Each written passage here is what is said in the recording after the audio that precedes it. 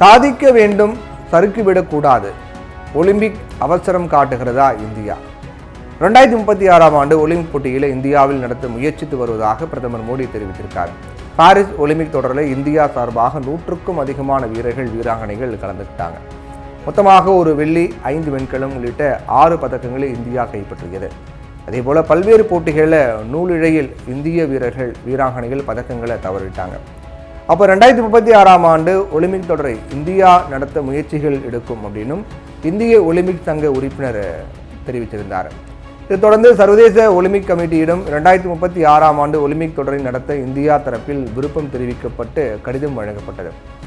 இந்நிலையில தான் இமாச்சல பிரதேசம் டேராடூனில் தேசிய இளைஞர் விளையாட்டுப் போட்டிகளை தொடங்கி வைத்த பிரதமர் மோடி, ஒலிம்பிக் என்பது வெறும் ஒரு விளையாட்டு நிகழ்வு மட்டும் கிடையாது. ஏன்னா ஒலிம்பிக் மூலமாக கட்டுமானத்துறை, புதிய தொடர்புகள், போக்குவரத்து, குறிப்பாக சுற்றுலாத்துறை அப்படிங்கிறது பல்வேறு துறைகளும் முன்னேற்றம் அடையும். உலகம் முழுவதும் இருந்து விளையாட்டு வீரர்கள் மட்டுமில்லாமல் ரசிகர்களும் வருவாங்க அப்படின்னு தெரிவித்திருந்தார். ஒலிம்பிக் போட்டிகளை நடத்துவது என்பது உலகில் ஒரு மறைமுக அதிகாரத்தை நிலைநாட்டும் முயற்சி தான் அப்படிங்கிறதுல சந்தேகம் கிடையாது. ஏன்னா இதன் மூலமாக இந்தியா தன்னை உலக நாடுகளின் வல்லரசுகளின் வரிசையில முன்னிறுத்திக் கொள்ள முடியும். கடந்த 2008ஆம் ஆண்டு பெய்ஜிங்கில் ஒலிம்பிக் போட்டிகளை நடத்தி காட்டியது மூலமாக சீனா தன்னை வலிமைமிக்க பொருளாதார நாடாக உலகின் முன் நிலைநிறுத்தி கொண்டாங்க. உலக போருக்கு பிந்தைய ஐரோப்பா, நிறவெறிக்கு பிந்தைய தென்னாப்பிரிக்கா மற்றும் 2010களில் பிரேசில் போன்ற நாடுகளும் இதற்கு உதாரணங்களாக இருக்காங்க. இப்போ இந்தியா 2036ஆம் ஆண்டு ஒலிம்பிக் போட்டிகளை நடத்துவதன் மூலமாக தன்னுடைய நிலையை உலக அரங்கில் வலிமைமிக்கதாக உயர்த்தி கொள்ள வாய்ப்பு இருக்கிறது. அது இந்தியர்கள் எல்லாருக்குமே பெருமையான ஒன்று தான். அதனால் இந்தியாவின் இந்த விருப்பம் பாராட்டத்தக்கதே. ஆனால் ஒரு செயலை எடுத்து கொண்டு விட்டால் அதில் முழு வெற்றி அடைந்தால் தானே நாம் பெருமைப்பட முடியும். பாரிஸில் இந்தியா பெற்றக்கூடிய பதக்கங்களை வைத்து பார்க்கும்போது நமது மக்கள் தொகை மற்றும் பொருளாதார நிலையுடன் ஒப்பிட்டு பார்க்கும்போது பெருமைப்படத்தக்கதாக இல்லை.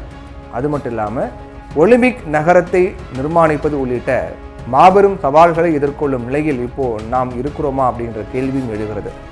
2016ஆம் ஆண்டு பிரேசில் நாட்டின் ரியோ டி ஜெனிரோ, 2020ஆம் ஆண்டு ஜப்பானின் டோக்கியோ ஆகியவற்றில் ஒலிம்பிக் நடைபெற்ற போது இது தேவைதானா அப்படின்னு கேட்டு அந்த நாட்டு மக்கள் போராட்டத்தில் குதிச்சாங்க.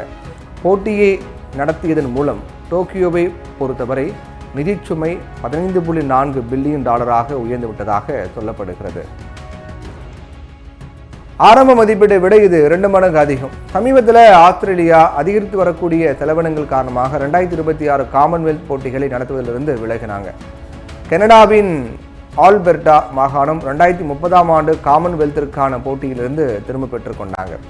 இந்தியா விளையாட்டுக்கான தனது மொத்த உள்நாட்டு வருவாயில், அதாவது ஜிடிபியில் 0.1% தான் செலவழிக்கிறாங்க.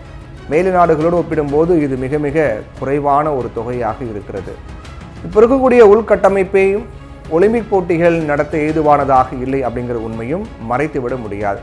அதே நேரத்தில் கத்தார், சவுதி அரேபியா, துருக்கி ஆகியவையும் 2036 ஒலிம்பிக் போட்டிகளுக்கான களத்தில் இருக்காங்க.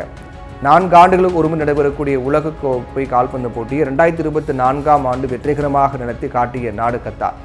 இந்நிலையில் இந்தியா அவசரப்பட வேண்டுமா அப்படிங்கிறது தான் இப்போ கேள்வியாக இருக்குது. இது நமது நாடு சாதிக்க வேண்டுமே தவிர சறுக்கிவிடக்கூடாது என்கிற அக்கறை உள்ளவர்களுடைய வலியுறுத்தலாக இருக்கிறது.